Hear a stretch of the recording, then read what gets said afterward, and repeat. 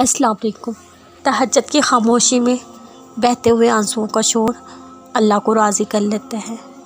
دل کے اجالوں میں ضبط کی گئی سسکیوں کی کہانی جب رات کے سناٹوں میں اللہ کو سنائی جاتی ہے تو وہ تڑپتی ہوئی آہیں اور پکار کسی بھی رکاوٹ کے بغیر سیدھے اللہ تک پہنچ جاتی ہے۔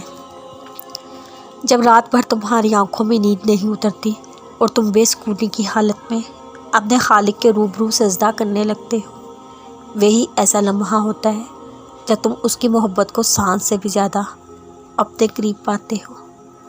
تم سوچتے ہو یہ بے سکونی سزا ہے، مگر در حقیقت وہ اللہ سے ملاقات کا مختصر سا ذریعہ ہوتی ہے۔ وہ تمہیں چن لیتا ہے، تب تم سے بھی زیادہ اسے تم سے ملاقات کا انتظار ہوتا ہے، اور جب تم دنیا کو چھوڑ کر اس کے پیچھے بھاگتے ہو وہ تم سے بھی زیادہ تیزی سے بھاگ کر تمہاری جانب آتا ہے۔ تم ایک دفعہ اس کو پکارتے ہو تو وہ 100 دفعہ تمہاری پکار کا جواب دیتا ہے۔ تم اسے چند لمحوں کی محبت دیتے ہو، وہ تم پہ ساری زندگی کے لیے اپنی محبت نچھاور کر دیتا ہے۔ پھر وہ تمہاری بے سکونی کو ایسے سکون کی وجہ بنا دیتا ہے، جو نہیں ہوتا وہ بھی ہو جاتا ہے۔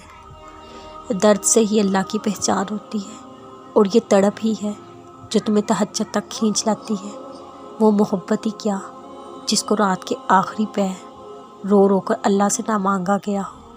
جسے اللہ کی محبت مل جائے اسے پھر دنیا میں کسی محبت کی ضرورت نہیں رہتی۔ تہجد کی دعاؤں کا دگنا صلہ مل جاتا ہے۔ کوئی کیا مانگے پھر جسے خدا مل جاتا ہے۔ کہتے ہو اللہ کی ذات پر بھروسہ کرتے ہو، پھر بھروسے کا تقاضا انسانوں سے کیوں کرتے ہو؟ درد ہوتا ہے، دکھ ہوتا ہے، دل شدت غم سے بے قرار ہوتا ہے۔ درد خدا نے دیا تو محرم انسانوں میں کیوں تلاش کرتے ہو؟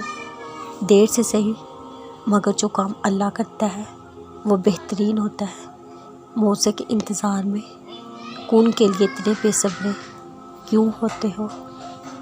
خدا کو چھوڑ کر جب بندوں سے محبت کرتے ہو درد ہوتا ہے، پھر بات نصیب پہ کیوں ڈال دیتے ہو؟ گیلا ہے خدا نے اس سے دور کر دیا جس سے تم محبت کرتے ہو۔ اس کی مصلیت میں اپنی محبت کو کیوں تلاش کرتے ہو؟